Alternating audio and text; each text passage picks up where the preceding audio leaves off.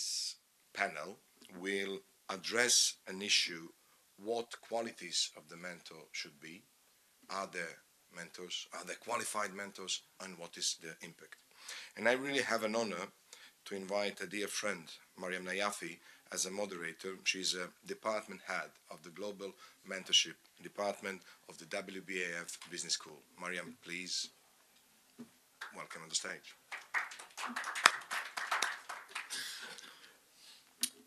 First panelist is Francisco Malesela Kagaboko, founder and chairman of MK Trust from Botswana. Please, the floor is yours. So we're missing him. Okay, so we don't have. You are? No, not him. So we're missing Francisco, apparently. Maybe he will join. A dear fellow member, Professor Enrico Zecco, a Dean of Economic and Social Sciences Faculty at University College of Wisdom, Albania. Please, Enrico, welcome. As they usually say, last but not least, of course, a dear friend, Israel Pons, co-founder and CEO of Angel's Nest Holding from Mexico, and an architect of Pitch on the Beach. Dear ladies and gentlemen, the floor is yours.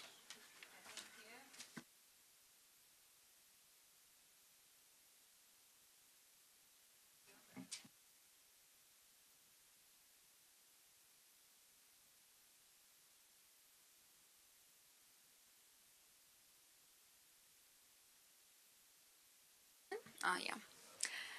Hi everyone. I wish you have had great time here and you have had lots of good networking and enjoying the sessions, also the startups pitching in the main hall. Um, okay, personally, I believe that this mentorship, let's say professional mentorship, is a great gap in all startup ecosystems around the world. And personally, I've seen what a great impact a professional mentor can bring to a venture, and how beneficial can be the mentors actually. And I believe that really these mentors are, one of the main drivers of the growth of new ventures and startups. So in WPAF previous year in the Grand Assembly, we just came up with the idea of launching WPAF's Mentors Club, and successfully we saw, let's say, the positive signs that people are interested, let's say experienced entrepreneurs are interested in becoming mentors, and just becoming a mentor and trying to help young generation to just put off the ground their new ventures. So we launched the program here, and then now, as you know, it was announced last night that we are having a mentorship department in WPF Business School. But I'm going to start my first question with our panelists, that some people are approaching me and saying that we think that what is this training the mentors? What is this mentoring the mentors? And how is it going to work? And I would like to start with Israel, because actually he did a great job in the first, let's say, experience we had in running the mentoring the mentors course, which we are just branding it with AQGM, which stands for Accredited Qualified Global Mentor. So Israel, how is it? Is it possible? Can we mentor the mentors? What are the things you are looking in this kind of training, and how it can be beneficial?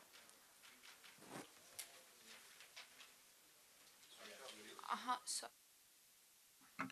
Great, thank you. Thank you, Mariam. Perhaps I can start with putting the prospectus of what the environment is out there for the word mentor. Um, I think we have all heard the word mentor one stage or another. We have been approached by mentors, or we have seen people who want to become mentors. And the problem is, when you are talking about mentorship, is that the majority of people think that mentorship is just sharing your experience, and that should be enough for somebody to become a mentor. And actually, that's a human nature of people, is to share what you do. Uh, and why do you share it? Because of your ego. Because you think that you have done it. And you said, I'm going to show you how it's done.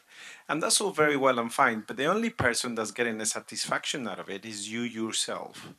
And the entrepreneur or the person who receives that advice is probably expecting some sort of formula that makes them into a successful person. So we have two areas. We have people who want to be mentors because they think they have done everything in life, and people who are looking for mentors who can solve their problems and think the mentor is going to show them how to be successful. Well, both things are completely wrong. Right. Um, First of all, the problem with mentorship around the world is the lack of rules and methodologies on how to be a mentor. I think that mentorship, if I can say the word, has been placed like anybody can be a mentor, just like anybody can be an entrepreneur. Not anybody can be an entrepreneur. Not anybody can be a mentor. Let's get it right. Everybody has a place in their lives. Some people want to be employees. That's perfectly fine. Some people want to have their own company. That's perfectly fine. Some people don't want to be called entrepreneurs because they don't look 18 years old. They don't wear jeans. And I said, I'm not an entrepreneur. I'm a business person. That's fine. So if we have a problem with what we call each other, then when you call somebody to be a mentor and somebody presents themselves as mentors, just the first question that we have to ask is, what methodology do you use to give mentorship? Who are you? Not what business you have done, not how successful you have been. Because remember, not because somebody else is successful, that means that you're going to become successful because they're with you. If they haven't learned how to share and give mentorship, then they probably will be telling you how to run your business. And what you don't need is a CEO for a CEO. You need somebody who helps you think as a CEO, who helps you think how to grow a company, who helps you think how to be a leader, who helps you think what KPIs you should be looking at in your organizational team, in your company, in the industry that you're in. But above all, somebody who has a methodology that's recognized for mentors. And I think the problem, and I will shut up in a minute because I know I grabbed the microphone and I don't let people, but I think the problem we have is that if we allowed people to give mentorship just because they have experience, they would doing it wrong. They have to do it with the basic methodology so you can help people under a structure.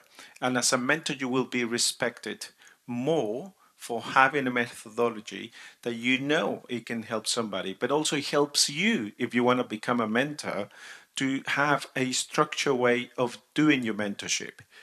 And as a mentor, you want to be successful. I don't think anybody wants to be a mentor and have failures in your portfolio. So if you don't have a structure how to give mentorship, you are going to fail. If you don't learn to be a mentor, you're going to fail. It's just like when you learn to be a entrepreneur, we expect them to be managing directors or CEOs. They are not. And they're not going to behave like CEOs. How long does it take to become a CEO? 10 years, 15 years in the experience? And when you see an entrepreneur, you think, okay, he's the CEO. No, he's not a CEO. He's the founder of an idea. Don't put this, you know, idea that they're already CEOs. Come on, the gray hairs do count of the people that are doing it. So how can you make sure that entrepreneurs don't have to have gray hairs and wait as many as 10 or 15 years? Through professional mentorship. Help them to gain the experience quicker than what they think. Thank you, Israel. Actually, it was a great insight. So I was just thinking that you are mentioning about each mentor should create a portfolio and should have a structure and should know that how he or she is approaching the mentee. So there are some sort of skills that each mentor needs, and I would like you to, Enrico, would you please just tell us what do you think? What are the skills that each mentor should have? Yeah, sorry. Thank you. Uh, if we compare the concept of mentors with some years ago with today, is that in some years ago we used to say that a mentor is an experienced and a trusted person, which can teach you, can help, can advise. But now we, even in this forum, we say that we really need a professional, experienced and trusted advisor. So people that have knowledge and experience, which can transmit their knowledge and experience to the young entrepreneurs. Um, by the other aspect, I can say that in our days, we have to find another way of doing economics, because the current economics, by my perception, failed. The economics says we are working with limited resources, and they says that which are factors of production, which are resources, is labor, land, capital, innovation, and entrepreneurship abilities. But this is not true. We have land. 70% of land of the earth is not used. And on the other way, we have some new technologies now where we produce green products without using the land as well. Labor.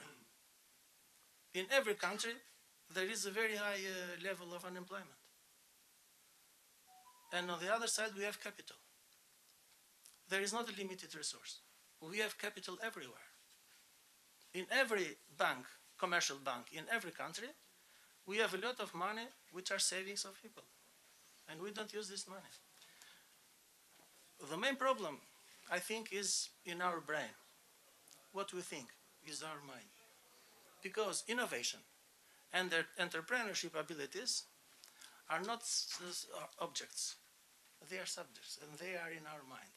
And if we want to make people, young entrepreneurs, to become innovators and to become more entrepreneurs, then we have to educate them. But who is going to educate them and to advise? So here we come in the point. And in this point, I think that most mentors must have some abilities that we didn't use even on the past. For example, uh, they have to have abilities for complex problem solving, which is one of the top requirements for a person that is going to be an entrepreneur. After that, they have to have critical thinking abilities. Creativity.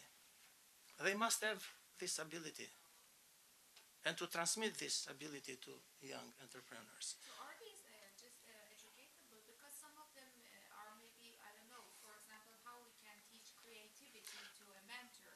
Actually, it is something maybe somehow in the nature of different persons. Well, this is related totally with the nature of the person, but this is the core point to define well who is professional mentor and who is not. So, if mentors want to become through a course of getting a certificate, being a certified mentor, then the people that prepare the course must be able to give them a chance to show if they are creative or not. Yeah. Yeah. And people management is another skill that they must have and to advise to the others. Coordinating with others. It's very important because young entrepreneurs know nothing about how to work with people that they hire. They must have abilities on emotional intelligence, which is something about feelings that you have about business. And the moment when you realize that something is going wrong, but you have to stop the emotions and to think hard how to solve the problem. And this is the core point of a mentor. And this is, let's say, the core point how the mentor can advise young entrepreneurs. Because they think, I have invested a lot of money, I want to follow my idea, but you know. What is happening with young entrepreneurs is what we have missed from the old story of management. If we go back about 130 years ago, it was Henry Fayol, a French entrepreneur, and Henry Ford that taught us the managerial functions, which is planning, organizing, leadership, staffing, budgeting, and control. But who of these young entrepreneurs knows these managerial functions? Or maybe they have written about it, but how to apply? So they are mentors, professional mentors, that should teach young entrepreneurs how to apply these managerial functions. And after that, we go back to 60 years ago, to Edward Deming. Deming says, plan, do, check, act, which means we have to have a plan. After that, you have to make the plan visible and to apply it. After that, you have to check how the plan is going. And if the plan is going wrong, you have to correct the plan. And after that, you can act again. After you finish the plan, you have to have another plan. But what is happening now is exactly what Warren Buffett says about 10 years ago. He says, an idiot with a plan can be more successful than a genius without a plan. So, in our days, professional mentors must have this kind of approach, how to plan, how to manage, how to organize, how to lead, how to make staffing, how to make budgeting, and how to control. Why systems fail? Systems fail because they don't have filters and because they don't have controls. These are two main points that people in top level of management forget. Filters and control. If you have filters, nobody passes the line, but people that pass the line must be controlled because they can break rules. So this is the only one way why systems fail. And some other abilities that mentors should have, I think, is a good judgment, decision making, negotiation abilities, and cognitive flexibility. This cognitive flexibility is very totally correlated with emotional intelligence. Because, you know, people that have, let's say, a cold emotion are much better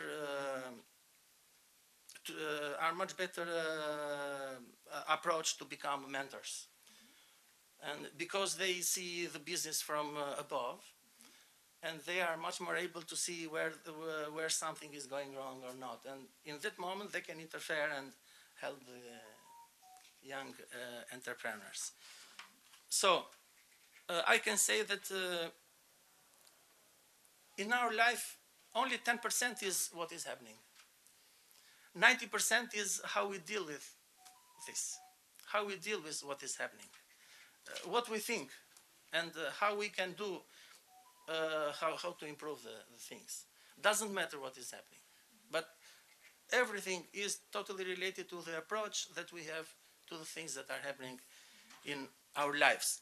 And mentors help young entrepreneurs with this, we say, 3 Ps of mentorship, which is, first of all, to be patient. Second is to have persistence. And the third is to have a passion in the business. So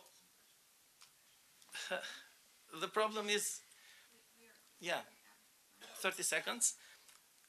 There are people that make money, and there are a lot of people that make money, but they are very, let's say, some people that keep money that make. But the most important thing is to multiply money. And there are very few people that do this. So we have a group of people that mentor, but these mentors, to do their approach, their work, they have to find this kind of people, people that multiply money. Thank you. You're welcome. I would like to ask the attendees if they have questions, and you can ask from Francisco. Yeah, go on, Athena. Francisco, would you please, yeah, answer. Okay, thank you, Etienne. I have a question to find out the difference between a mentor and a coach. And you know that in some big institution, some CEOs, they hire a coach. They are paying for this. And most of the times, they are a startup or entrepreneur, young entrepreneur who need mentor, but they have no money to pay for the service. They think that should be free. But if you would like to get professional mentor, you could not be a professional mentor if it is a free. It's not philanthropy. So what is the difference between the mentor and the coach?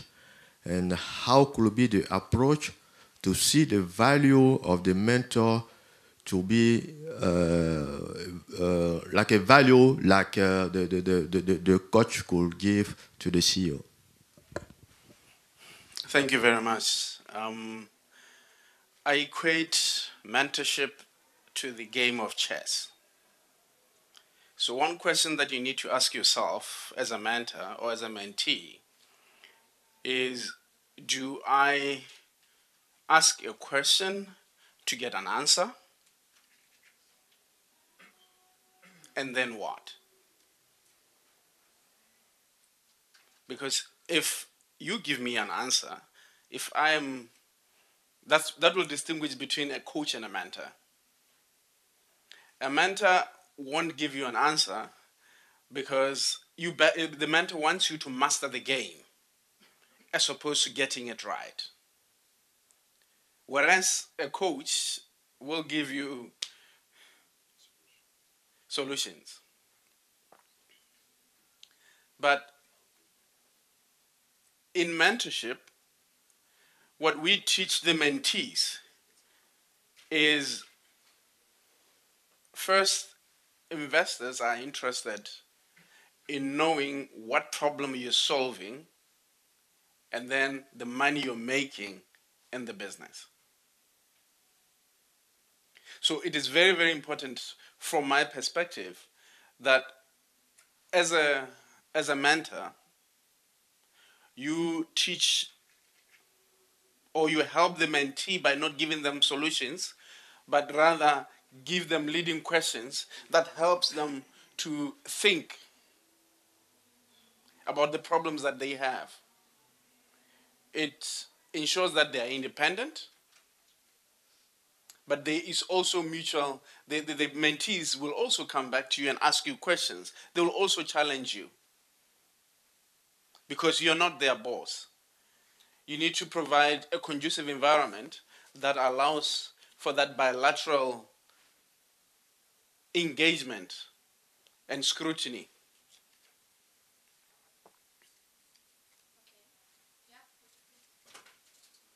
Yes, thank you.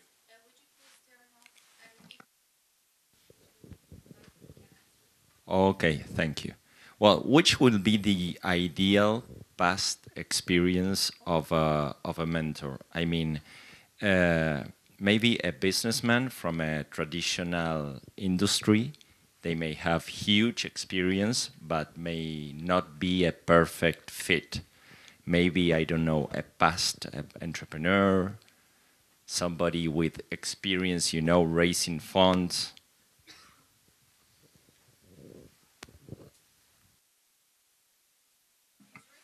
Okay, yeah. Oh, there are lots of questions. Great. Yeah. Okay. Who should be a mentor? What should be the skills of a mentor, and what should they have? I think, like I said, not everybody can be a mentor. Not everybody can be an entrepreneur. But first of all, the first thing you have to understand is that to give mentorship, you need to have a wide knowledge of different things. And if you're going to give mentorship to an entrepreneur, you must have had experience setting up a business. It's just like when you want to be if you go to an incubator and in process, and in an incubating company, no one has created a company or had a failure or funded a company, then they shouldn't be teaching entrepreneurship. You know, the same way that a mentor who hasn't had experience on how to create a company won't be able to say to an entrepreneur, let me show you how to create a company. Now you have another issue is like, well, can I be a mentor if I'm specialized on certain area of a company? Yes, probably you can, but you have to be very honest with entrepreneur that you will only help them in certain stages, that you cannot help them overall. Right. So we were talking about transparency and how you speak with each other. And I think the first rule of if you are going to be a mentor is that you have to be transparent and say, I can only help you in this area. I cannot do any more until you learn it. You know, because as I said, everybody wants to be a mentor because everybody thinks that they know best, and that's an ego thing. So yeah, sorry. Next question. Next question or answer. Yeah, related to your question, it's very interesting. If we want a mentor today, let's say we are looking for a person which is 50, 60 years old, which have about 30, 35 years experience in business. Okay? This is a very traditional businessman. What happened 30, 35 years ago is that all business models of every sector used to be more or less the same. Create a company, find clients, find suppliers, and sell. Why? Because it was a demand. But now there is not a demand. There is a lot of supply. And in such a situation, you have to find mentors which have knowledge about the traditional business models, but now we are talking about digitalization. So with digitalization, a person which is 50, 60 years old probably have problems, especially with these new applications that are going in, you know. So I think that's the core point, to go to a next level of mentors. Not traditional mentors, but mentors that have a digitalization approach. You know, I've said here, don't take advice blindly, take it mindfully. Your mind and instincts are your best resources to set a course for something that can work for you if you are a mentee. So your gut feel is also very, very important. You know, you have to have a relationship with that mentor. You know, if you can't, you know, just when you set off and there's no connectivity in mentorship, you know, it's not going to fly. Thank you. So a lot of questions about this, but I will try to focus on one. Yeah, okay.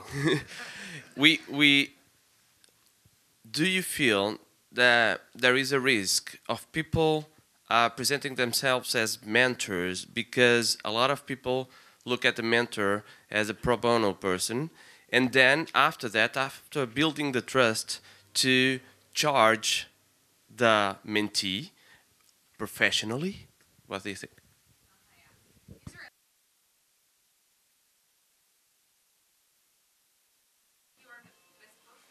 I don't remember that long discussion. I remember me talking and people listening. Yeah. uh, yeah. Yeah. Yeah. Okay. Everybody says how, they remember the party. Okay. I think that's a very good point, and it- we have had huge discussions. Especially, I have had discussions with organizations, non-for-profit ONGs, that actually say that mentorship should be free.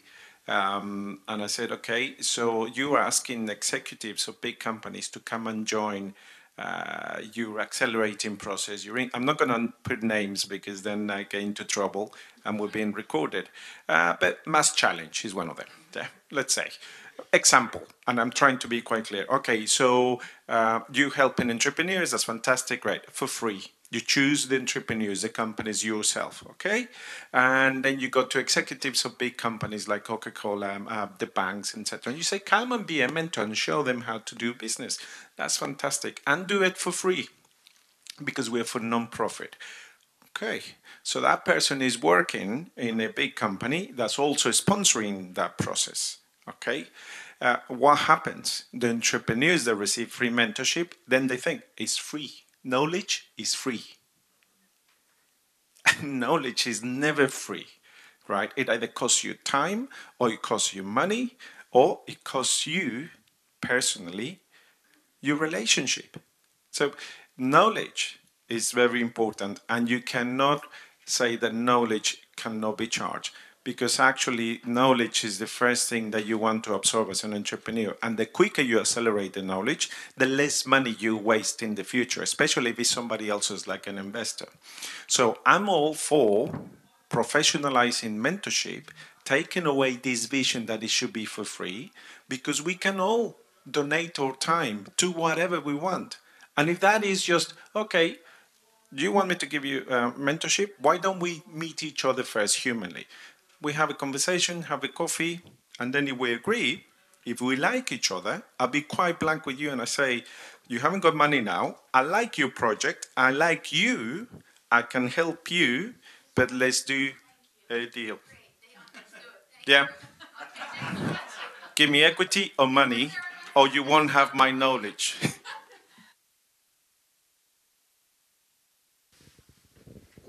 About mentor quality, a part of knowledge. You talked about critical thinking, emotional intelligence. We are human beings, and each of us can think. Yes, I have. Sure, yes, I have. Do you think yes, there a way to how to discover honestly that we have that kind of quality? I'm going to put a time limit. Yeah. 30 seconds Yeah. for each answer. Well, follow the professional course of World Business Angel Investment, and I think the course will be improved next year. We are going to have Yeah. this course again in April, and again, Israel is going to be the instructor. You can talk there as much as you like. So here, yeah, you have. But there are some very good professional training courses about this emotional intelligence. Yes. Yeah. No, no, about quality of people. Yeah, quality of people that can be a mentor. Yeah. Okay. And we have here after. How, how should the entrepreneur protect themselves about the bad mentoring? Because mentoring is not always good. And particularly when when are the business angel, we have a certain type of conflict because you put money and you put mentoring, and sometimes there is something that can happen because your mentor is not always good. 2 seconds, me. Each of you. Each of 2 seconds. Okay. Each of you really. Okay, let me 10 start. seconds. But my question is back to you. Do you know what you want and how you to ask for it? So are you seeking a handout or you're seeking for real help? Do you want an answer or you are looking for learning? It's very, very important for you as a mentee. Your answer? 10 seconds. Yeah. Well, what young entrepreneurs do is act, fail, act, fail, act, fail. After that, they quit because they get tired. They lose money. Even if they have a mentor, what they must do is try, fail, analyze, and adjust. But when you make analysis, please do it without the mentor. That is a great point. My point, I'm just going to say, I do have an issue with angel investors. The fact that you're an angel investor and you have been a successful business person doesn't give you the skills to be a great mentor. Angel investors need to learn how to be mentors. They can learn how to be angel investors, but they don't get the skills to be mentors. I think that we should force them to be qualified angel investor. You should learn how to be a mentor, because sometimes you treat the startups as if you are the CEO. And the fact that you invested money doesn't give you the right to be the CEO. It gives you the right to give advice. But how do you do it?